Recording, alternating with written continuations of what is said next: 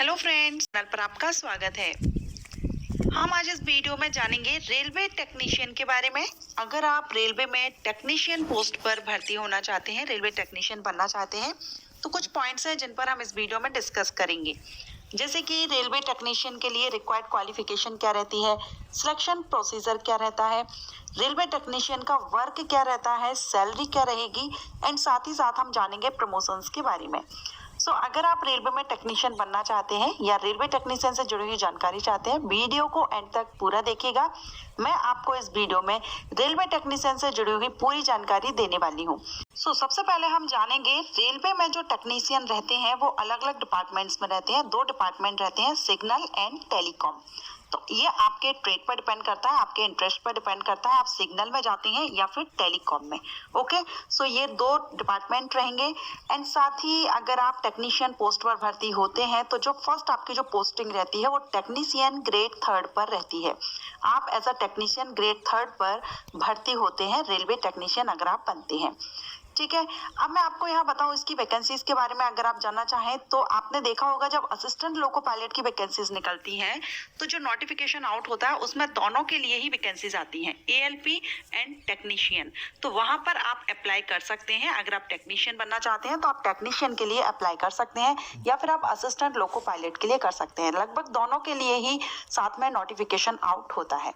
ठीक है, अब हम जानेंगे इनके वर्क के बारे में, क्या वर्क रहता है। यहाँ हम दोनों ही डिपार्टमेंट्स के जो टेक्नीशियन हैं उनके वर्क के बारे में जानेंगे। सबसे पहले हम सिग्नल में देख लेते हैं। अगर आप रेलवे टेक्नीशियन सिग्नल में जाते हैं तो आपको इंडोर एंड आउटडोर दोनों ही कार्य करने होते हैं। Station houses, points and railway crossing आपने देखा होगा जहाँ पर दो पटरियां जुड़ी होती हैं वहाँ पर ब्लॉक इंस्ट्रूमेंट्स एंड पैनल दिए होते हैं। इनका जो मेंटेनेंस होता है, इनको मेंटेन करते हैं टेक्नीशियन जो सिग्नल में रहते हैं। सिग्नल में अगर आप जाते हैं तो जो रेलवे टेक्नीशियन है वो इनका मेंटेन करते हैं। किसी भी समय अगर सिग्नल से रिलेटेड खराबी आती है, फिर चाहे दिन हो या रात, आपको तुरंत ही पहुंचना होता है। किसी भी तरह की इमरजेंसी पर आपको उपस्थित होना होता है। ठीक है, अब हम बात करते हैं टेलीकॉम में। अगर आप टेलीकॉम में जाते हैं तब आपका जो वर्क है वो स्टेशन पर रहता है। इसमें आपका फील्ड वर्क नहीं रहता है। Railway telegraphic line, control phones या रेलवे फोन्स को मेंटेन करना होता है। रेलवे टेक्नीशियन ग्रुप सी में आते हैं और इन्हें junior engineer and senior section engineer के अंडर में वर्क करना होता है। अगर आप भर्ती होते हैं रेलवे टेक्नीशियन ग्रेड 3 पर तो आपको junior engineer and SSC senior section engineer के अंडर में आपको वर्क करना होता है। ये तो है वर्क सिग्नल एंड टेलीकॉम में आपका क्या वर्क रहता है। अब हम जानेंगे इसमें क्वालिफिकेशन।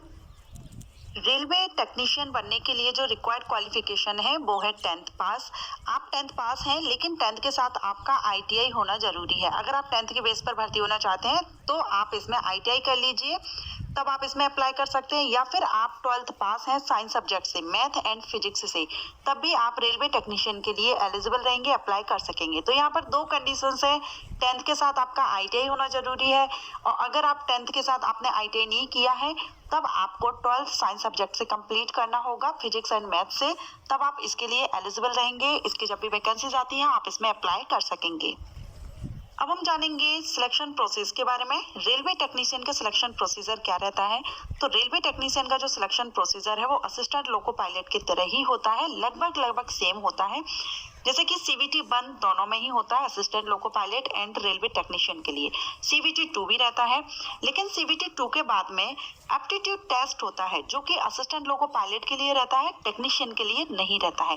तो अगर आप टेक्नीशियन के लिए अप्लाई करते हैं तब आपको एप्टीट्यूड टेस्ट नहीं देना होता है, लेकिन अगर आप असिस्टेंट लोको पायलट के लिए अप्लाई करते हैं तब आपका वहाँ पर एप्टीट्यूड टेस्ट होता है, computer based aptitude test. Okay, हम यहाँ पर टेक्नीशियन के लिए बात कर रहे हैं। रेलवे टेक्नीशियन का जो सिलेक्शन प्रोसीजर है वो 4 स्टेप में रहता है। CVT 1 means computer based test first, computer based test second, ये सेकंड स्टेज का रहेगा, एंड इसके बाद आपका होगा document verification and medical test. अब हम इसमें सिलेबस की अगर हम बात करें तो जो CVT होते हैं उसमें आपका math, reasoning, general science, GK, current affairs questions किए जाते हैं। ये CVT 1 के लिए रहेगा। CVT 2 जो है वो 2 पार्ट्स में रहता है। ओके, CBT 1 आपका एक ही पेपर रहेगा, लेकिन CBT 2 में आपके 2 पार्ट्स रहते हैं। एंड CBT 2 का जो फर्स्ट पार्ट रहेगा उसमें तो आपका math, reasoning, science and GK, current affair से क्वेश्चन किए जाते हैं। लेकिन जो पार्ट बी रहता है उसमें आपने जिस भी ट्रेड से, ITI या जिससे भी आप हैं उससे रिलेटेड आपके क्वेश्चन किए जाते हैं। सो ये 2 पार्ट्स में डिवाइड रहेगा। जो फर्स्ट CBT फर्स्ट क्लियर कर लेता है वो CBT सेकंड के लिए एलिजिबल रहता है। सो इस तरह से जब आप CBT 1, CBT 2, document verification and medical test clear कर लेते हैं, उसके बाद में आपको ट्रेनिंग के लिए भेजा जाता है। अब हम यहाँ पर ट्रेनिंग पीरियड देखें तो रेलवे टेक्नीशियन के लिए जो ट्रेनिंग दी जाती है वो 1 साल की रहती है। 1 साल की ट्रेनिंग के बाद आपकी पोस्टिंग की जाती है और ये जो 1 साल है उसमें 4 महीने का क्लासरूम रहता है, यानी कि आपको क्लासरूम में टीच किया जाता है, सिखाया जाता है। उसके बाद 8 महीने का फील्ड वर्क रहता है। सो 1 महीने की ट्रेनिंग के बाद आपको पोस्टिंग दी जाती है। अब हम बात करेंगे सैलरी की। रेलवे टेक्नीशियन की सैलरी क्या रहती है? तो इसमें जो सैलरी है वो टेक्नीशियन ग्रेड 3 पोस्ट पर आप भर्ती होते हैं। तो यहाँ पर जो टेक्नीशियन ग्रेड 3 का बेसिक पे है 19,900 है। इसमें आपका TA, DA एंड जो HRA वगैरह जो अलाउंसेस मिलते हैं वो सब अगर हम ऐड करें तो उसके बाद आपका 26 से 27,000 जो सैलरी है वो बनती है। और साथ ही ये सिटी पर भी डिपेंड करता है, थोड़ा कम ज़्यादा हो जाता है जो भी HRA वगैरह मिलता है उसके बेस पर, लेकिन जो बेसिक पे है वो 19,900 है। अब हम बात करेंगे प्रमोशंस की। रेलवे टेक्नीशियन आप ग्रेड 3 पर आप भर्ती होते हैं तो जो प्रमोशन होता है वो किस तरह से रहता है? इसमें टेक्नीशियन ग्रेड 3 पोस्ट पर आप भर्ती रहेंगे, उसके बाद technician grade 2, technician grade 1 and then आप junior engineer and senior section engineer तक आप बन सकते हैं। ये जो प्रमोशंस दिए गए हैं। Okay, so friends, railway technician grade 3 के बारे में मैंने आपको इस वीडियो में सारी जानकारी दी है। रेलवे टेक्नीशियन डिपार्टमेंट से लेकर के आपको इसमें क्वालिफिकेशन क्या रिक्वायर्ड रहती है, सिलेक्शन प्रोसेस क्या रहता है, सिलेबस क्या रहता है, सैलरी क्या रहेगी, प्रमोशंस क्या रहेंगे और साथ ही साथ वर्क क्या रहते हैं, सारी जानकारी मैंने आपको इस वीडियो में दी है।